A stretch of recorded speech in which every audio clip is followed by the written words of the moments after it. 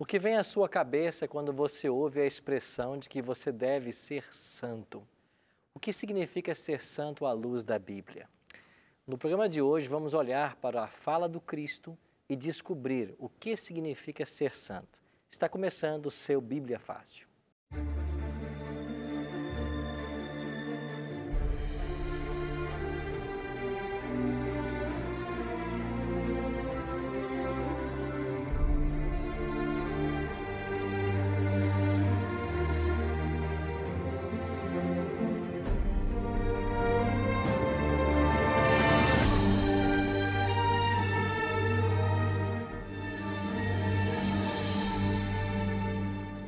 Seja muito bem-vindo ao programa Bíblia Fácil, o seu programa semanal de estudo da Bíblia. Nós estamos nos estúdios da Novo Tempo, numa nova temporada, com um grupo de amigos que vieram de vários estados brasileiros para estudarmos o tema Os Ensinos de Jesus. E eu tenho em minhas mãos aqui um guia de estudo, que é um presente da Novo Tempo para você. Você pode solicitar esse guia através do nosso site, novotempo.com/bibliafácil. Você vai ver essa imagem lá, clica, preencha um formulário e com todos os dados postais e nós vamos enviar para a sua casa este guia de estudo. Se você preferir, você pode telefonar para Novo Tempo. O nosso telefone é 0 operadora 12 21 27 3121. Repetindo, 0 operadora 12 21 27 3121. Lembre-se de ligar em horário comercial e nós teremos o maior prazer em atender você. Esse guia contém todos os 18 temas que vamos estudar nessa nova temporada. E hoje chegamos ao tema 3 e vamos aprender o que Jesus ensinou sobre santificação. O que é ser santo à luz da Bíblia? Hoje vamos deixar que a palavra de Deus nos elucide mais esse tema. Nós estamos aqui nos estúdios da Novo Tempo, em Jacareí, com um grupo de amigos, muito gratos a eles, por terem vindo, passar esses dias com a gente, estudando mais a palavra de Deus. E eu quero convidar você mais uma vez a tomar a sua Bíblia, para o estudo de hoje. Mas antes de começar o estudo, nós vamos orar, como é o nosso hábito aqui. Por quê? Porque nós acreditamos que o Espírito Santo, ele não é só o autor da Bíblia, ele não só inspirou os apóstolos e profetas a escreverem esse livro, como também ele ilumina a nossa mente ao estudarmos o livro sagrado. E é de iluminação que nós precisamos para compreender a revelação. Então, se você puder, feche seus olhos e ore comigo agora. Pai Santo, nosso coração encontra-se agradecido por tudo que o Senhor tem feito por nós, pela maneira maravilhosa como o Senhor se revelou a nós e pela oportunidade de estarmos aqui reunidos para estudarmos a Tua Palavra. Suplicamos que o Teu bom e Santo Espírito esteja conosco mais uma vez e nos faça compreender esse tema tão importante que é o tema da salvação. Em nome de Cristo nós te oramos. Amém. Lembram vocês que eu já disse que a Bíblia é um complemento, o Antigo Testamento é complementado pelo Novo Testamento, que toda a Bíblia tem validade. Quando você aprende os conceitos do Novo Testamento e você começa a pesquisar um pouquinho no Antigo, você descobre que esses conceitos lá já estavam. Por exemplo, o tema da santificação. Se você for para Levítico, lá o terceiro livro da Bíblia, Moisés já havia escrito no capítulo 20, verso 7. Portanto, santificai-vos e sede santos, porque eu sou o Senhor vosso Deus. Lá no terceiro livro da Bíblia, já havia um apelo para o povo de Israel. Santificai-vos, sede santos. Quando vem Jesus Cristo com o seu ensino, e diz em João 17:17, santifica-os na verdade, a tua palavra é a verdade. Jesus estava refletindo esse estudo, esse ensino de Moisés. E Jesus acrescenta um detalhe, é a palavra que nos santifica. Mas como que a palavra de Deus pode nos santificar? À medida que ela desenvolve ou apresenta o caminho que eu devo seguir para estar em sintonia com a vontade de Deus. Então é por isso que a palavra tem o poder de nos santificar. Aí depois um discípulo de Cristo, chamado Pedro, vai tratar do mesmo assunto. E lá no seu primeiro capítulo, da sua primeira carta, ele diz no verso 14, como filhos da obediência, não vos amoldeis às paixões que tinhais anteriormente na vossa ignorância. Ou seja, quando vocês não conheciam o Evangelho, vocês estavam na ignorância. Agora, como filhos da obediência, não se amoldem a essas paixões. E ele diz mais, pelo contrário, segundo é santo aquele que vos chamou, tornai-vos santos também vós mesmos, em todo o vosso procedimento, porque está escrito, sede santos, porque eu sou santo. Agora Pedro está fazendo uma citação literal do livro de Levítico 20. Sede santos, porque eu sou santo. É o texto em que nós lemos no capítulo 20 de Levítico. Então, este é um dos pontos a mais para provar a unicidade da palavra de Deus. O Antigo Testamento referindo-se, ou o Novo Testamento referindo-se ao Antigo Testamento. Então, é desejo de Deus que nós sejamos santos.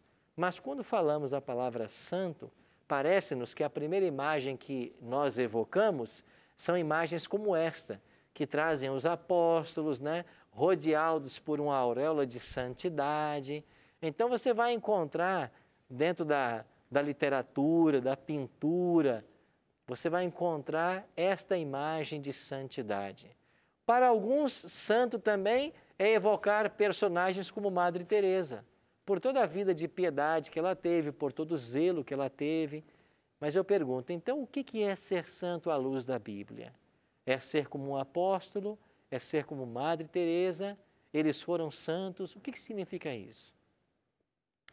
Vamos ver como é que Paulo trata do tema? Olha o que Paulo diz em Romanos 1:7 e Filipenses 1:1. Veja como Paulo vai chamar os membros da igreja para quem ele está escrevendo. Em Romanos 1:7, Paulo diz, a todos os amados de Deus que estais em Roma, chamados para serdes o quê? Santos. Graça a vós outros e paz da parte de Deus, nosso Pai, e do Senhor Jesus Cristo. Paulo está dizendo que todos os membros da igreja lá em Roma foram chamados para ser santos. E já quando ele escreve para os crentes de Filipos, ele diz assim, Paulo e Timóteo, servos de Jesus Cristo, a todos os santos em Cristo Jesus, inclusive bispos e diáconos que vivem em Filipos. Na visão de Paulo, quem era o santo? Em outras palavras, era o membro da igreja, era o cristão. Todo membro da igreja, todo cristão, deveria ser um santo, e ele chama de santo. Nós iremos aprender hoje que santidade à luz da Bíblia nada tem a ver com impecabilidade. E esta é uma grande confusão que é feita, ao se pensar que o santo é aquele que não tem pecado. Não é este o ensino da palavra de Deus. Vamos ver um detalhe interessante. De acordo com Paulo, qual é a vontade de Deus para seus filhos? Em 1 Tessalonicenses 4, verso 3, Paulo diz assim, pois esta é a vontade de Deus, a vossa santificação, e que vos abstenhais da prostituição. Então, o desejo de Deus para cada filho é a santificação. Por isso o tema de hoje, que Jesus ensinou sobre santificação. Algumas semanas atrás eu mencionei para vocês que a salvação é um processo, pelo menos em 3 tempos. E hoje vamos estudar sobre um desses tempos da salvação. Salvação no passado é entendido como justificação e no presente como santificação. Por que é que eu devo ser santo? A palavra de Deus responde. Quão necessária é a santificação? O autor de Hebreus diz assim, segui a paz com todos e a santificação, sem a qual ninguém o quê? Verá o Senhor. Está claro esse ensino da palavra para vocês? Você percebe que sem a santificação ninguém vai ver o Senhor? Mas então o que significa santificação? Nada tem a ver com impecabilidade. Santificação tem a ver com crescimento no conhecimento e na graça de Jesus Cristo. Santificação tem a ver com um processo de salvação que inicia-se na conversão ou quando se aceita a Cristo como Salvador e é desenvolvido agora através da prática do ensino da palavra. Bom, para elucidar o assunto, eu queria apresentar para vocês 3 textos da palavra de Deus. O primeiro deles, abra comigo aí em Tito. Olha o que Paulo escreveu a Tito no capítulo 3 e verso 5. Não por obras de justiça praticadas por nós, mas segundo a sua misericórdia, ele nos salvou, mediante o lavar regenerador e renovador do Espírito Santo. Cristo nos salvou. O tempo aqui é o pretérito perfeito, é o passado. Ele nos salvou pelo lavar regenerador do Espírito Santo. Você percebe que o tempo aqui usado é o passado? Nós fomos salvos quando fomos lavados pelo Espírito Santo. Então, isso é salvação no passado. Como a Bíblia chama salvação no passado? Nós também chamamos de justificação. O apóstolo Paulo diz, justificados, pois, mediante a fé em Jesus Cristo, temos paz com Deus. É o tema de Romanos. Então, justificação tem a ver com nossa salvação no passado. Então, quando alguém aceita a Cristo como Salvador, recebe o perdão dos pecados, muda o rumo da sua vida, isso é um ato que acontece pela mediação do Espírito. Nós chamamos isso de justificação. O que mais é justificação? É o ato de Deus fazer por nós aquilo que nós não podemos fazer. É o ato de Deus pegar as obras humanas que não têm valor, lançar por terra e fazer pelo homem aquilo que ele nunca poderia fazer. Isso é justificação. Justificação é o que Deus faz quando Ele ignora os teus pecados e no teu lugar Ele coloca os méritos de Cristo. Então, nós somos justificados. Na justificação, que é uma operação que Deus faz em nós no passado, quando se aceita a Cristo, nós somos declarados salvos. Isso tem que ficar claro em nossa mente. Quando alguém é justificado, o céu declara que essa pessoa está salva. Então, é o nosso título para o céu.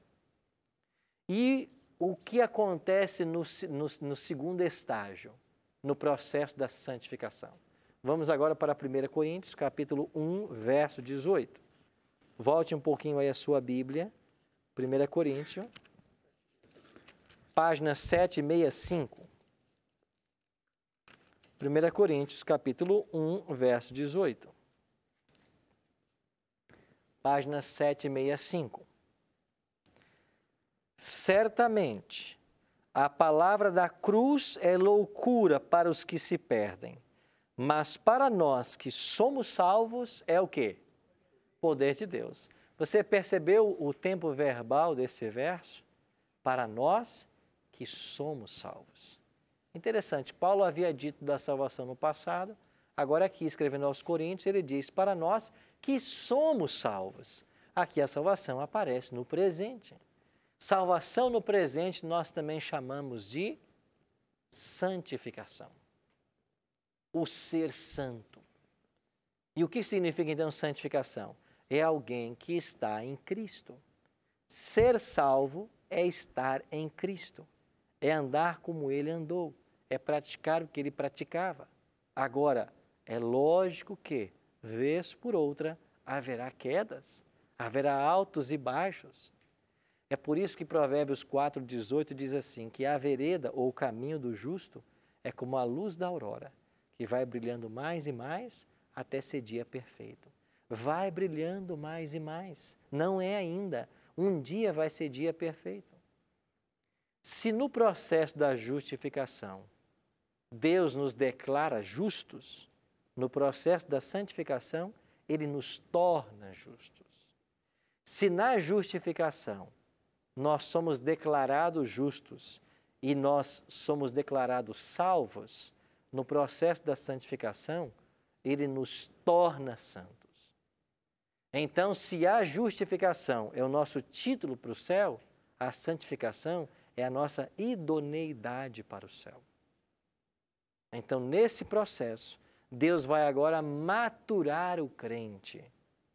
Se o crente vai ser maturado na sua caminhada, é lógico supor que quando Cristo voltar, haverá cristãos em graus diferentes de santificação. Concorda você? Você não pode esperar que alguém que caminha com Cristo há 40 anos tenha uma maturidade de alguém que acabou de ser batizado, que acabou de aceitar a Cristo, que acabou de começar a sua jornada. Então, aqueles que estão caminhando há mais tempo com Cristo, espera-se uma maturidade maior. Então, santificação é a nossa idoneidade para o céu. Deus vai preparando o nosso caráter. E Cristo sempre nesse processo é o nosso modelo. Só que Cristo é um modelo que cada vez que você se aproxima dele, ele se projeta para mais longe. Porque ele é o modelo perfeito. Então, quando você se aproxima dele, ele se projeta para mais longe. Ele sempre será o nosso modelo. Então, o que é santificação? É a salvação no presente. É o que Deus está operando em nós. E como ela se processa? Se processa através do convívio, como nós veremos daqui a pouquinho. Mas tem um último texto que eu queria ler com vocês, voltando um pouquinho mais na Bíblia, para o livro de Romanos, né? Aqui mesmo em Romanos, só que agora no capítulo 5, verso 9. Romanos 5, verso 9. Olha o que diz o apóstolo Paulo.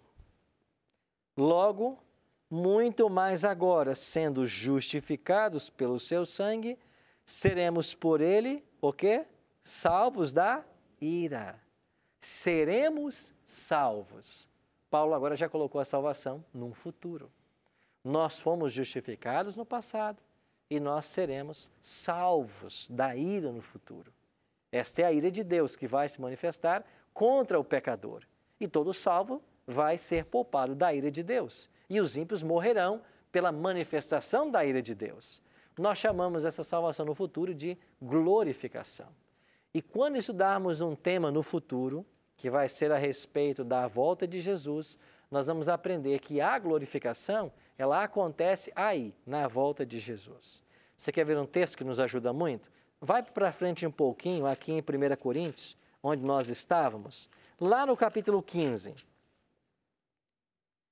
1 Coríntios, capítulo 15, dê uma olhadinha para os versículos 51 em diante. Página 775. Em casa, talvez a página não confira, mas aqui a Bíblia que estamos usando é a página 775. Olha o que diz o apóstolo Paulo sobre glorificação. 1 Coríntios 15, 51. Eis que vos digo um mistério, nem todos dormiremos. O que significa dormir aqui para Paulo? Morrer, morrer. Nem todos morreremos, nem todos dormiremos, mas transformados seremos todos. Verso 52. No momento, num abrir e fechar de olhos, ao ressoar a última trombeta, a trombeta soará, os mortos ressuscitarão incorruptíveis e nós seremos o quê? Transformados. Verso 53. Porque é necessário que esse corpo corruptível se revista da incorruptibilidade e o corpo que é mortal se revista da imortalidade. Vocês percebem em que momento os salvos serão transformados? Na volta de Jesus. Esse verso nos ajuda a confirmar o que dissemos na semana passada, que ninguém foi para o céu ainda. A glorificação, que é a transformação dos pecadores em seres sem pecado, agora sim, ela acontece só na volta de Jesus. Ninguém passou por isso ainda, a não ser aqueles que a Bíblia menciona nominalmente, que foi Moisés, Elias e Enoque. Então, o que é glorificação? É a salvação no futuro. E o que vai acontecer quando Jesus voltar? O nosso corpo será transformado. O corruptível deixará de ser corruptível. Por quê? Lembram vocês que nós falamos aqui sobre as duas naturezas? Falamos da natureza carnal. O que é que vai ser arrancado de nós na volta de Jesus? A natureza carnal.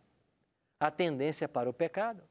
E a luta que Paulo fala em Romanos, né, quando ele tenta servir a Deus e não consegue, porque há dentro dele uma lei que é contrária à vontade de Deus, essa luta vai acabar. Por quê? Porque na glorificação, o pecado será extinto de nós. Então, se na justificação nós somos declarados salvos, é o nosso título para o céu, e na santificação nós somos idôneos para o céu, agora na glorificação nós somos glorificados, transformados para a vida eterna. Então, justificação tem a ver com a libertação da condenação do pecado. Na justificação, nós somos libertos da condenação do pecado. Na santificação, nós somos libertos do poder do pecado. E na glorificação, nós seremos libertos da presença do pecado. É por isso que a salvação é claramente apresentada na Bíblia em 3 momentos. Então, eu posso ter certeza de salvação? Posso. No passado, se eu aceitei a Cristo. No presente, se eu ando com Ele. E no futuro, se eu permanecer nele. E esse é mais um tópico que nós temos que levantar aqui.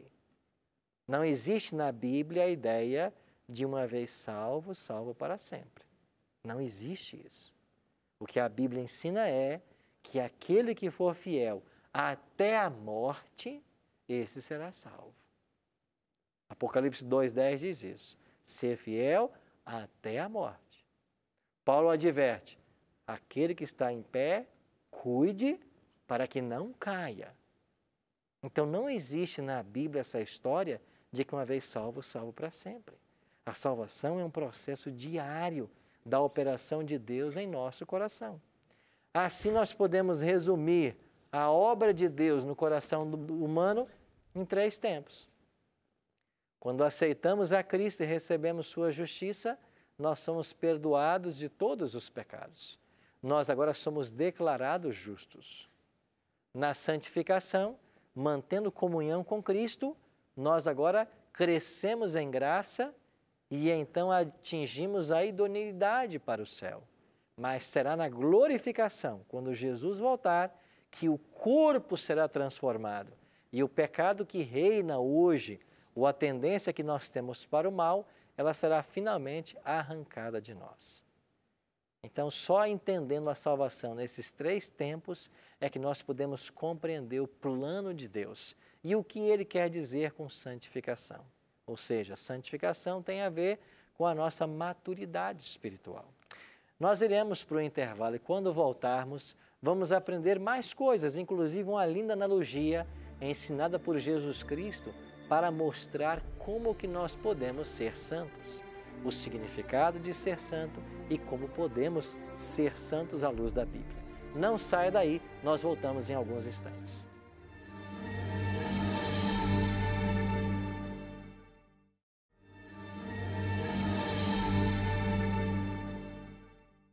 Estamos de volta com o programa Bíblia Fácil, hoje tratando do tema o que Jesus ensinou sobre santificação.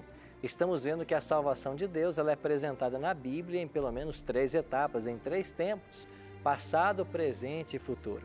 E se você perdeu alguma coisinha do que estamos apresentando, não se preocupe, nós temos o guia impresso com todos os textos que estamos usando aqui no programa, inclusive outros textos que não aparecem aqui. Você pode solicitar, esse é um presente da Novo Tempo para você.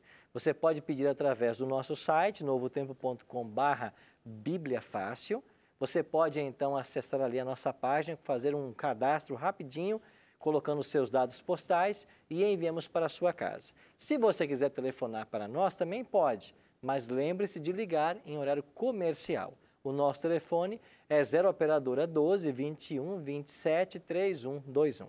Agora, se você quiser também pedir o seu estudo por WhatsApp, nós vamos disponibilizar para você esse estudo. O nosso número é 12-98100-1615.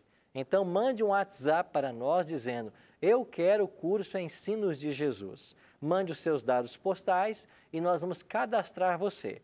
Anote aí o nosso WhatsApp, é 12-98100-1615. Agora, quando você mandar a sua mensagem de WhatsApp, você já manda para nós os seus dados completos, dados postais. Tem que aparecer a rua, o número da sua casa ou do seu apartamento, o CEP, bairro, cidade. Precisamos também do seu nome completo, do e-mail e do CPF. Essas informações são imprescindíveis para nós atendermos você. Então, você tem essas 3 formas de solicitar esse lindo guia que nós preparamos para vocês, tá bem? Aproveite para curtir as nossas páginas nas redes sociais. No Facebook é facebook.com/bibliafácil. No YouTube também, youtube.com/bibliafácil. E no Instagram é @bibliafácil. Curta nossas páginas, recomende o programa para seus amigos e vamos continuar aprendendo mais a palavra de Deus. Quando terminamos o primeiro bloco, parece que Luiz Farena tinha uma pergunta que não deu tempo. Luiz, qual é a sua pergunta? Pastor Arilton, é sobre a salvação em 3 tempos, né? Eu pergunto assim, onde fica... Uma das perguntas, encaixando uma segunda, a primeira é onde fica o batismo nesse tempo, né? Porque, pelo que eu aprendi, ele é importante, né? Ele deve estar dentro desses 3 tempos. Mas a segunda é assim, por exemplo, eu fiz parte de uma igreja, né? Independente de denominação, e depois me afastei, a chama esfriou, me afastei. Depois de um tempo, você consegue aquecer essa chama de novo, já em outra denominação. Como fica a situação do batismo que foi feito lá daquela igreja, que depois ficou esfriado? Para voltar e ter esses tempos da salvação, né, confirmados perante Cristo, é necessário fazer um novo batismo? Como que fica? Luiz, muito boa a sua pergunta. A primeira delas é em que momento entra o batismo nesse processo.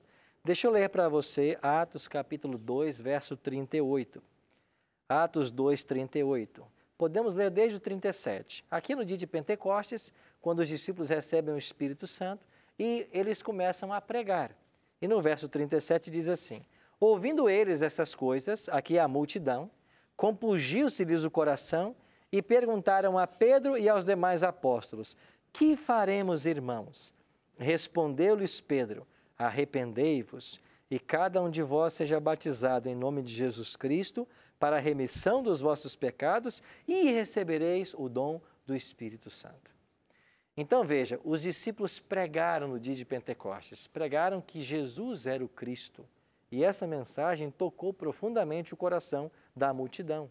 Aí a multidão pergunta para os discípulos assim: e agora que nós matamos o Cristo, o que nós vamos fazer? Aí Pedro responde: arrependei-vos e cada um de vós seja batizado para a remissão, para perdão dos vossos pecados e vocês receberão o dom do Espírito Santo. Então nós entendemos de que o arrependimento, a crença em Jesus como Salvador e o perdão dos pecados são atitudes que devem acontecer no processo da justificação. Então, quando alguém é justificado, quando alguém ouve o Evangelho, entende que é pecador, que só Jesus pode salvar, entrega a sua vida a Cristo, passa pelo batismo e obtém o perdão dos pecados e o dom do Espírito Santo. Então, essa conversão inicial, esse perdão que é outorgado ao pecador, essa nova vida que lhe é propiciada, nós chamamos também de justificação. Então, o marco inicial da caminhada cristã deveria ser a justificação quando aceitamos a Cristo, quando somos perdoados, convertidos e então somos batizados. Esse é o marco inicial.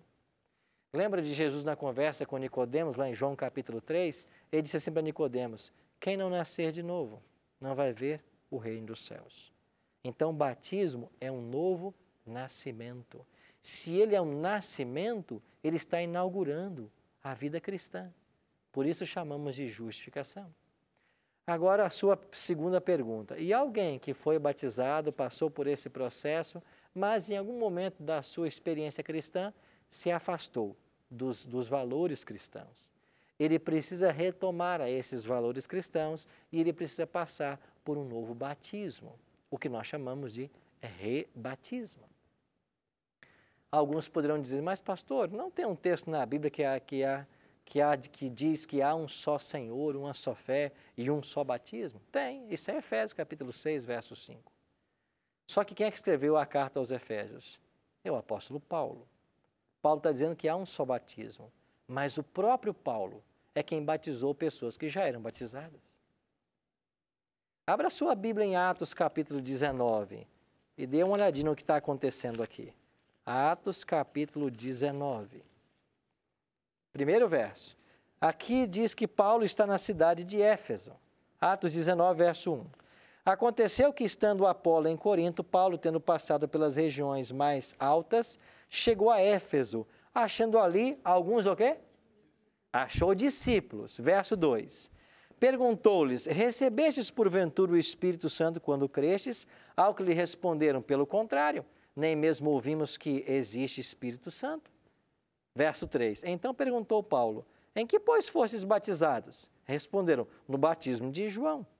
Disse-lhes, pois, Paulo, João realizou batismo de arrependimento, dizendo ao povo que cresce naquele que vinha depois dele, a saber, em Jesus. E eles, tendo ouvido isto, foram o quê? Batizados em nome do Senhor Jesus. Então, resumindo a história, Paulo encontrou um grupo de discípulos que eram discípulos de João Batista. E João batizava nas águas, lá no Rio Jordão, e também lá em Enom, perto de Salim. Eles foram batizados por João, mas quando João estava pregando, Cristo não havia vindo ainda. E depois que Cristo veio e foi para o céu, é que ele enviou o Espírito. Então, aqueles discípulos não conheciam sobre a obra do Espírito. Agora, Paulo apresentou para eles um novo tema, que antes eles não conheciam. E uma vez que eles abraçaram esse novo tema, eles passaram por um outro batismo. Então, essa situação aplica-se em dois momentos. Primeiro, se eu me batizei e não conhecia verdades fundamentais da palavra de Deus, mas agora eu aprendo essas verdades e eu quero viver essa verdade, eu posso passar por um rebatismo. Segunda orientação. É o mesmo Paulo quem, escrevendo à igreja de Corinto, vai dizer que quando alguém está em pecado dentro da igreja, a igreja tem que lidar com o problema, tem que advertir o pecador. E se o pecador não ouvir, ele deve ser desligado, separado do corpo de Cristo, que é a igreja. E a forma deste pecador voltar ao corpo de Cristo é pelo arrependimento, o abandono do pecado que praticava e passando agora também por um novo batismo, para voltar à comunidade dos crentes. Então, ele se aplica nessas duas situações. Então, se você fez uma profissão de fé, foi batizado, mas depois, por algum motivo, não viveu os princípios que você aprendeu do Evangelho e você quer agora recomeçar a sua nova caminhada, você pode passar por um rebatismo. É o que nos orienta Atos 19, certo? Vamos ver um outro detalhe? Como que eu posso, então, dentro do processo de santificação, manter-me santo à luz da palavra de Deus? Foi Jesus quem contou uma metáfora para falar de santificação. E essa metáfora está lá em João capítulo 15. Olha comigo os versos 5 e 7. João capítulo 15, versos 5 e 7. Basta voltar algumas páginas aí da sua Bíblia. Nós estamos em Atos, vamos para João capítulo 5, ou capítulo 15, melhor, versos 5 e 7. Eu sou o quê? A videira. E vós o quê? Os ramos. Quem permanece em mim e eu nele, esse dá muito o quê? Fruto, porque sem mim nada podeis fazer. Verso 7. Se permanecerdes em mim e as minhas palavras permanecerem em vós, pedireis o que quiserdes e vos será feito. Se permanecerdes em mim. Então Jesus usou a figura de uma videira. E ele disse, eu sou a videira e vós os ramos. Quem estiver ligado em mim, esse vai dar muito fruto. Então, à luz desse ensino, é impossível frutificar separado de quem? De Jesus. Lembra que eu disse numa outra semana de que até as boas obras que nós praticamos separadas de Cristo são más obras? O verdadeiro fruto, ele só pode ser produzido estando ligado a Jesus. E é Paulo quem nos fala lá em Tiago, não é isso? Capítulo 5, 22 e 23, a respeito dos frutos do Espírito. Vamos dar uma olhadinha nesses frutos? Vamos para Gálatas 5, 22 e 23. Olha o que diz a palavra de Deus a respeito dos frutos do Espírito. Gálatas 5, 22, página 786. O texto diz assim: mas o fruto do Espírito é o quê? Amor, alegria, paz, longanimidade, benignidade, bondade, fidelidade, mansidão, domínio próprio. Contra estas coisas não há o quê? Lei. Então, Paulo está falando dos frutos do Espírito. Esses frutos do Espírito é a mesma coisa que Jesus falou em João 15. Quando você está ligado a mim, você produz muitos frutos. Que frutos se produzem? Esses que Paulo está dizendo. Então, quem está ligado a Cristo num processo de santificação, ele vai desenvolver o quê? Ele vai desenvolver amor, ele vai ser amoroso com todas as pessoas. Diz aí também que ele vai ter alegria, ele vai ter paz, vai ser longânimo, benigno, vai ser bondoso, vai ser fiel, vai ser manso, vai ter domínio próprio. Então, estas são as coisas que identificam as pessoas que estão num processo de santificação. Então, santificação não é a ausência de pecado, mas é o desenvolvimento dessas virtudes que são operadas pelo Espírito Santo. Agora, em termos práticos, como que eu posso desenvolver essa santificação? Estando ligados a Jesus. Mas como que eu permaneço ligado à videira? Para isso, Cristo nos preparou duas grandes avenidas. Uma delas se chama oração, a outra se chama estudo da Bíblia, da palavra. Então, como que você se mantém ligado à videira? Primeiro, através da oração. É você conversar todo dia com Deus. É você apresentar para Ele todas as situações. Tem pessoas que dizem assim: mas eu não sei orar, pastor. Orar é abrir o coração a Deus como se faz a um amigo. Orar é você colocar diante dele tudo o que está acontecendo com você, o que está passando no seu coração. Orar é conversar com Deus, não para informá-lo das coisas, porque Ele é onisciente, mas quando você conta o que está acontecendo, ajuda a criar em você um senso de dependência. E além de orar, nós temos que fazer o quê? Ler a sua palavra. Não pode haver crescimento cristão sem a leitura diária da palavra de Deus. Sem o contato diário com esse livro, não podemos crescer em graça. E você já percebeu que nós somos tentados a ler diversas coisas?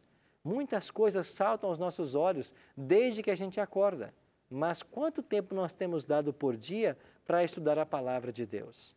E se nós queremos um caráter semelhante ao de Cristo, se nós queremos nos manter ligados à videira, eu preciso estar em contato com a palavra.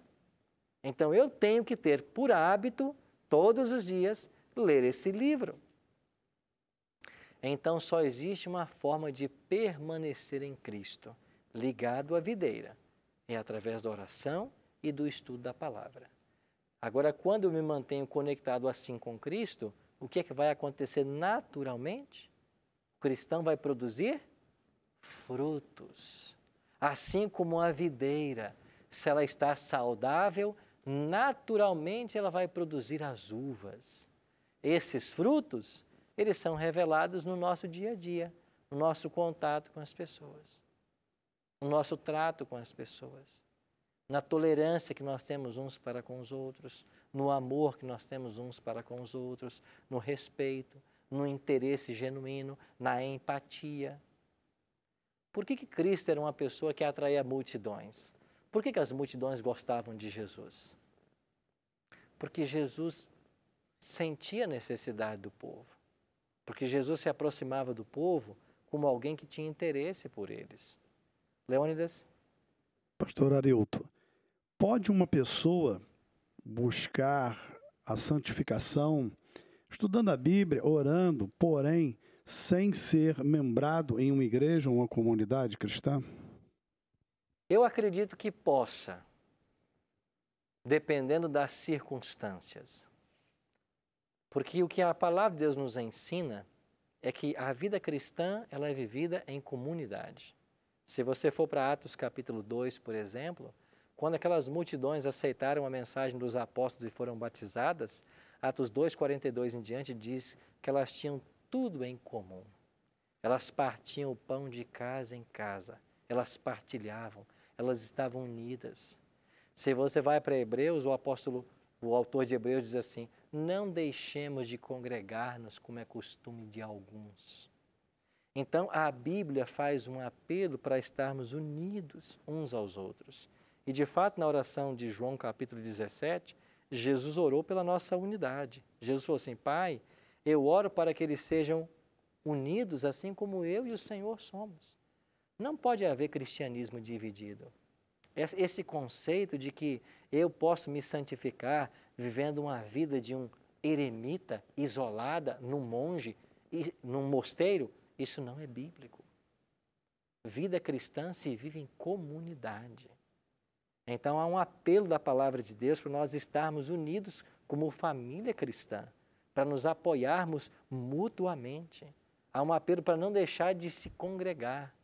Então eu acho que a santificação ela só é desenvolvida quando nós saímos desse convívio direto com Jesus para partilhar disso com os nossos irmãos.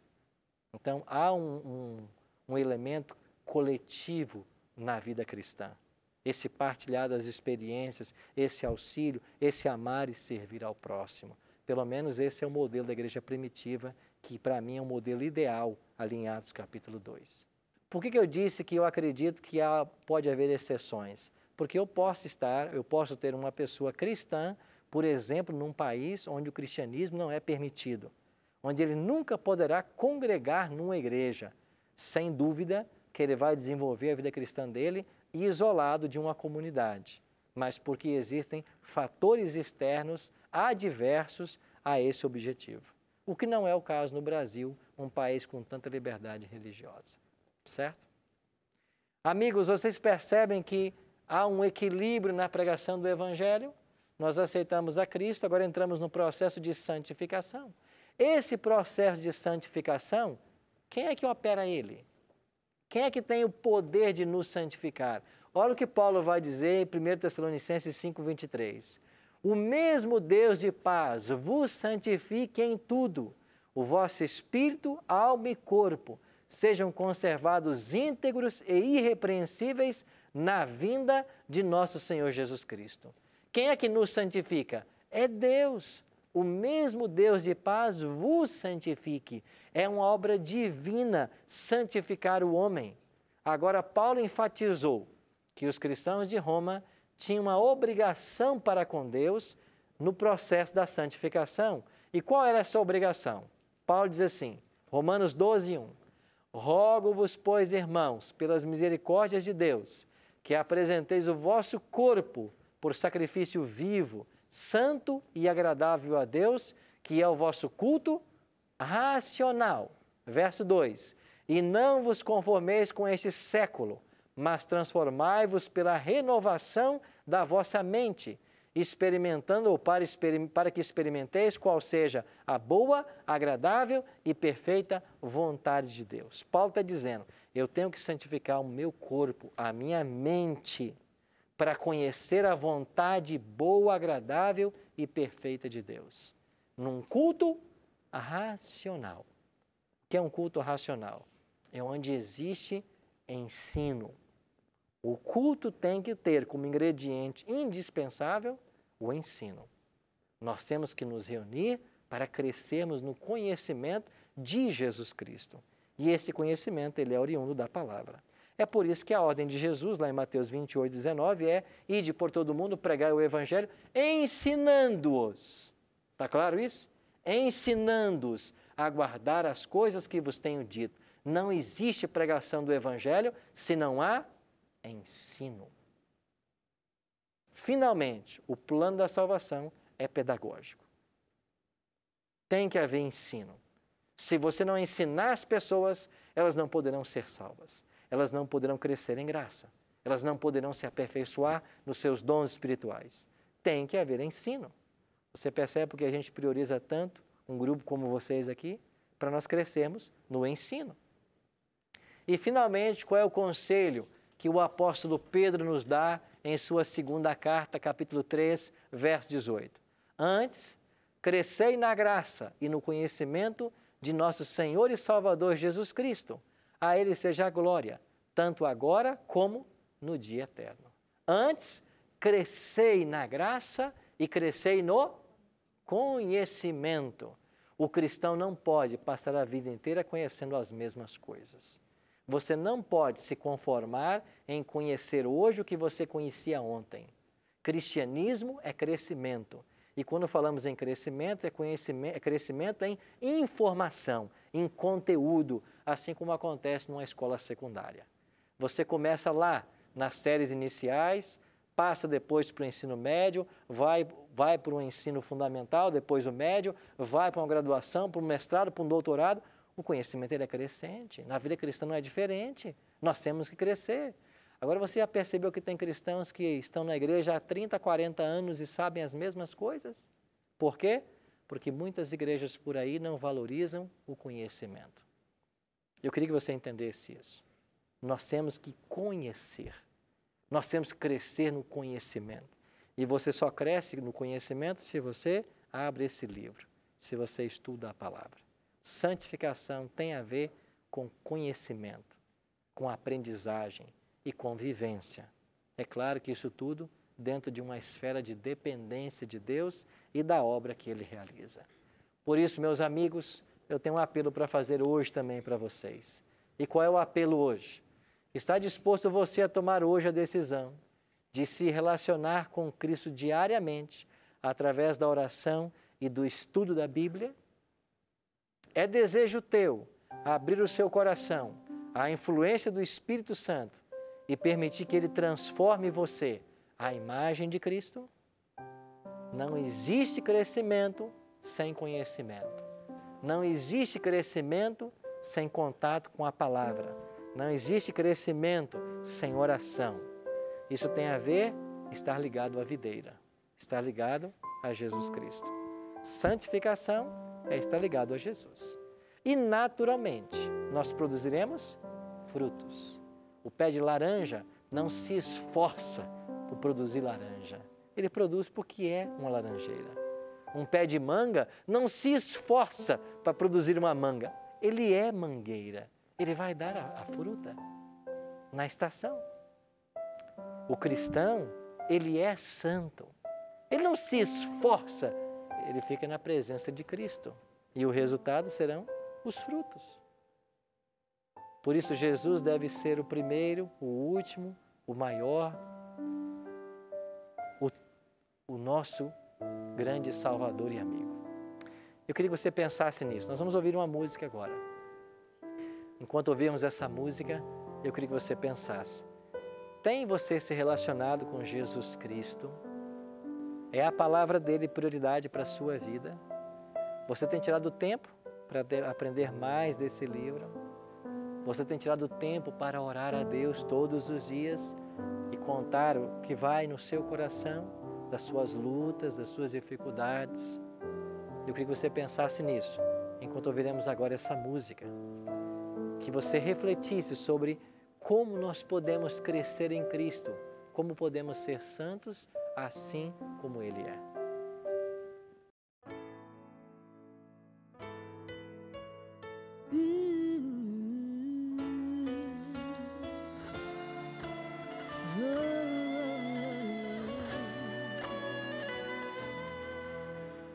Eu tão longe andei, o meu caminho escuro se tornou, perdido e sem forças me senti, e não pude ver que ao meu lado sempre estava alguém tentando me ajudar, a prosseguir, mas um dia encontrei Jesus que me estendeu a mão. Eu agora tenho segurança, já não vou mais andar sozinho e não vou viver sem Jesus. Ele me guarda em seus braços, já entregou sua vida por mim. Seu amor lá na cruz mostrou. Eu não vou viver sem Jesus.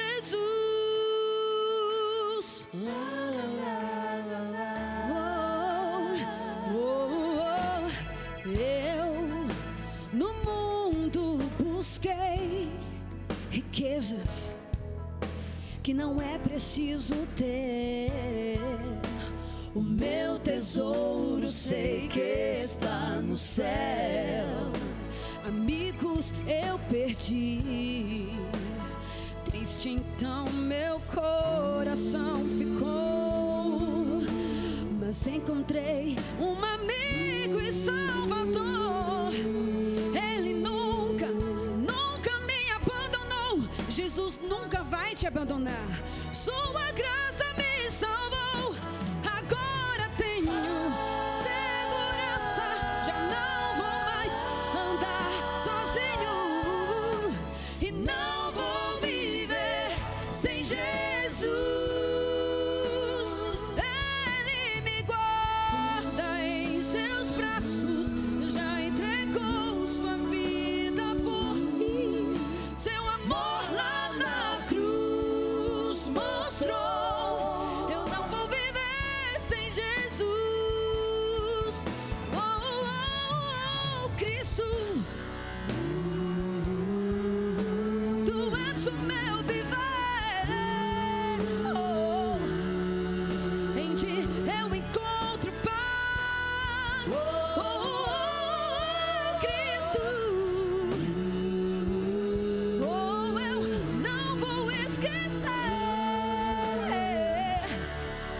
que tens amor por mim. Oh, agora tenho segurança.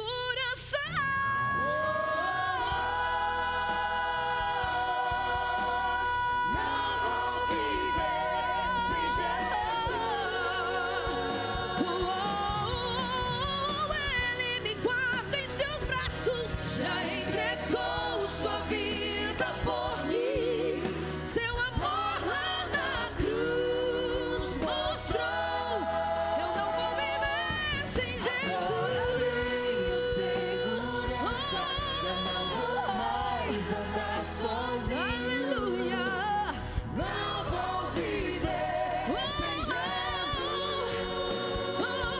Ele me guarda em seus braços, já entregou sua vida por mim. Seu amor lá na cruz mostrou.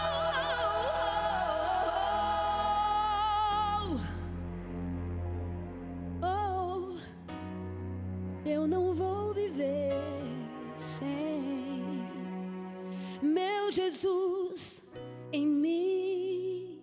Oh, eu não vou viver sem Jesus em mim.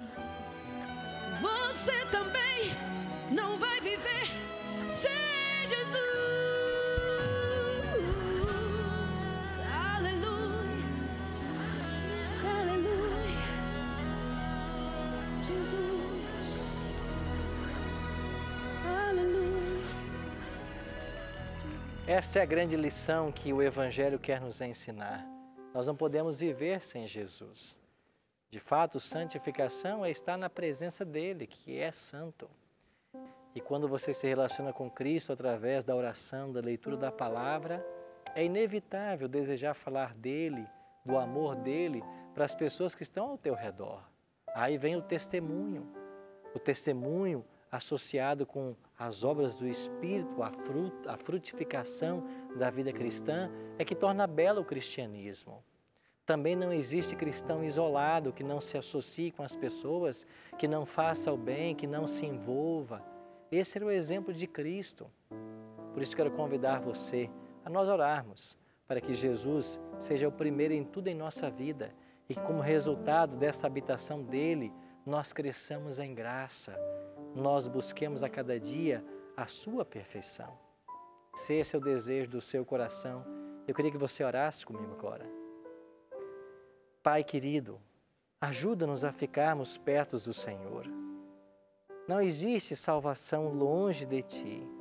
Não existe crescimento cristão separados do Senhor. E nós queremos, através da oração, através da leitura da Tua Palavra, ficarmos na Tua presença. Por isso, Pai, nos ajuda. Por isso, Pai, abre os nossos olhos para realidades que ainda nós não conhecemos. Por isso, Pai, prepara o nosso coração para Te servir em espírito e em verdade. E ajuda-nos a caminharmos nas Tuas pegadas, a sermos cada vez mais dependentes do Senhor. Que a Tua bênção nos alcance nesta hora. É a nossa oração, em nome e por amor de Jesus.